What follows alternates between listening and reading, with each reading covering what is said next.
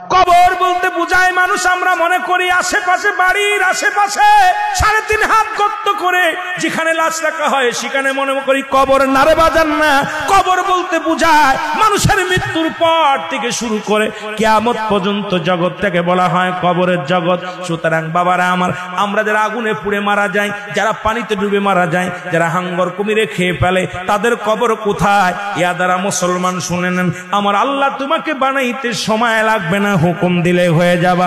সুতরাং মৃত্যুর পর থেকে শুরু করে কিয়ামত পর্যন্ত জগৎটাকে বলা হয় কবর। এই কবরে যেদিন শোয়া দিবে, 1 নম্বরে আসবে একজন ফেরেশতা, তার নাম হলো নোমান ফেরেশতা। মুসলমান শুনে নেন, আমরা জানি কবরে শোয়ানো পর মুনকার নেকির আসবে। এই ভাইরা আমার, মুনকার নেকির আসার আগে নোমান ফেরেশতা আসবে, কবরে ঢুকে যাবে। সব মুসলমান ডাকতে বলবে, ভাই ওঠো, তোমার ভিতরে রূহটা দেয়া হলো।